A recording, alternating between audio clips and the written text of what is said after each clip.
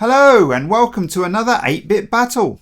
If you're new here, we take a classic game and compare the versions between the Commodore 64, ZX Spectrum and Amstrad CPC, as these were the three big home computers in the UK back in the 80s and the early 90s.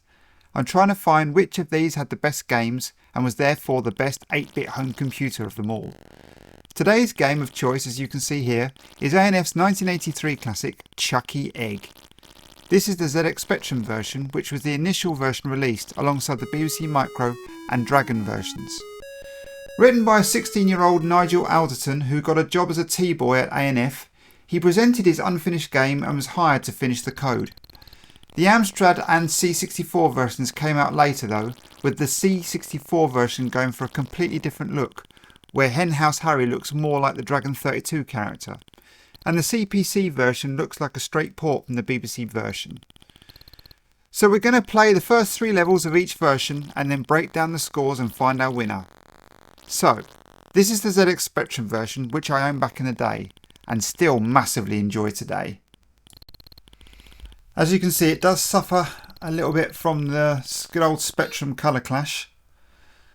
Quite like the interchange between the levels. So when you see when he goes past the ladders flicker a bit yellow, and when the birds go up and down the ladders, they also turn the ladders blue. But the big thing about the ZX Spectrum version, which makes it still very playable today, is just the way he moves around the screen and the jumps and just the physics of the game. It just makes it so playable. It's so nice to play.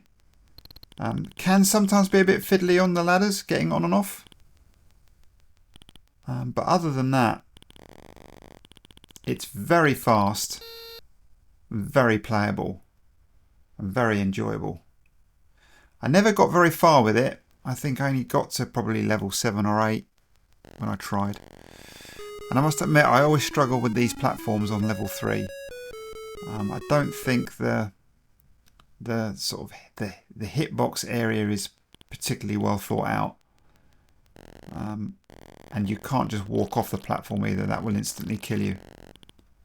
But yeah, a really good version of this game, and still very, very enjoyable today. Quite happily sit and play this for an hour or so today, which you can't say about every Spectrum game. And here we have the Commodore 64 version. So quite a nice straightforward menu here. I'm using WASD only because I was having problems with the keyboard layout. But that was more to do with my emulator than the game. But I managed to get that working. And it confirms your control keys. Number of players. And then skill levels. 1 for those who prefer adventures. 2 for the faint-hearted. 3 the way it should be. 4 for the more experienced. 5 for the general idiot. And 6 for the suicidal maniac, which we'll come back to. But we're going to go for option 3 here, the way it should be. And straight away after playing the Spectrum version and using this version, it's quite smooth, but it's just a little slower. It's not quite as zippy as the Spectrum version. I guess one advantage of this version over the other versions though, if you don't like the speed, then just increase the skill level, because that's all essentially the skill level does. Is it increases the speed of the game. And I'll show you the suicidal maniac speed in a moment, which is pretty much impossible to play. So yeah, I mean it looks okay. The character's quite a lot bigger. He's quite a chunky fellow, but he's quite well defined. Quite a nice sprite. The chickens are, or geese or whatever they're supposed to be, look pretty good. As does the goose or the duck in the cage. The eggs just look like dollops of poo, but that's okay. But yeah, I must admit I do prefer the sort of Spectrum colours. These just look a bit, I don't know, they're quite dowdy. Just sort of dreary blues and greys. I much prefer the bright greens and purples. But obviously it looks nice without the colour clash. And it plays okay. I just don't know, it just doesn't... It's not as fun as the Spectrum version. I don't know why. I don't know whether it's just all of the things adding up. I mean, it may be that I just maybe put it on a higher speed and it's more fun. But here we are on the last level that we're going to show today. There's little smaller platforms on this one. The same problem jumping off. So anyway, here's the Suicidal Maniac level. Number 6. Skill level 6 may seriously damage your health. ANF Software Limited cannot accept responsibility for heart attacks, brain hemorrhages, nervous breakdowns, or just plain broken fingers. Press any key. That's pretty funny. But this is, I mean, yeah, this is bonkers. I mean, it's good fun that you can increase the speed. And as I say, I might play around with this and see whether, like on level 4, for me it's a bit better, just that little bit quicker. But the annoying thing here is getting stuck on the ladders because it's so sensitive.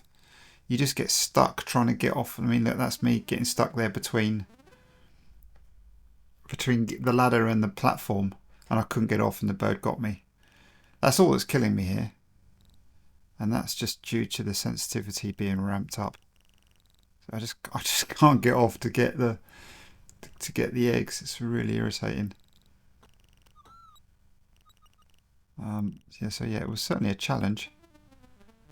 I'm not sure it would give me a brain hemorrhage, but.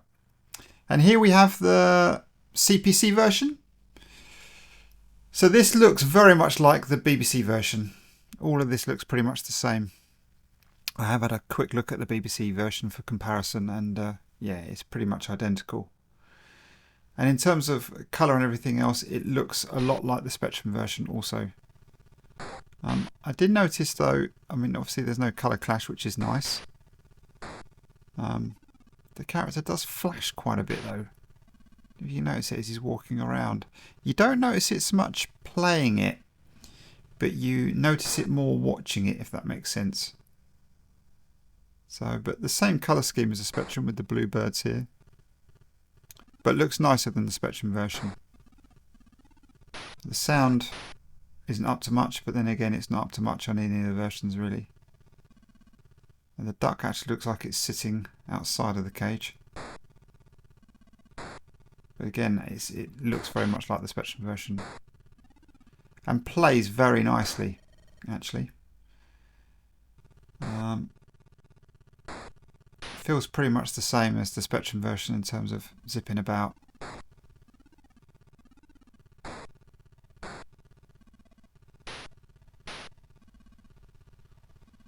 So yeah, it's a difficult one to